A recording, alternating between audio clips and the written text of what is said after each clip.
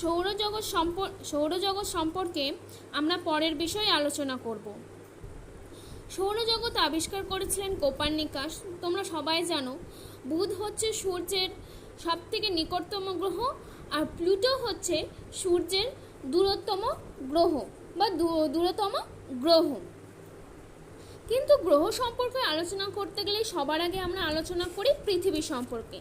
তাই আমরা পৃথিবী সম্পর্কে আলোচনা করব। তোমরা সবাই জানো যে পৃথিবী গোলাকৃতি বা কেউ বলে ডিম্বাকৃতি। পৃথিবীতে সর্বপ্রথম সফল মহাকাশচারী হয়েছিলেন ইউরি গ্যাগারিন। 1961 সালের 12 এপ্রিল স্পুটনিকে চড়ে পৃথিবীকে প্রদক্ষিণ করেছিলেন।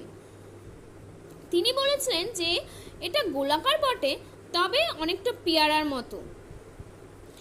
এরপর 1969 খ্রিস্টাব্দে 21 জুলাই সর্বপ্রথম চন্দ্রপৃষ্ঠে নামতে সক্ষম হয়েছিলেন নীল আর্মস্ট্রং, এডউইন অলড্রিন। এই দুই পৃথিবীর মহাকাশচারী।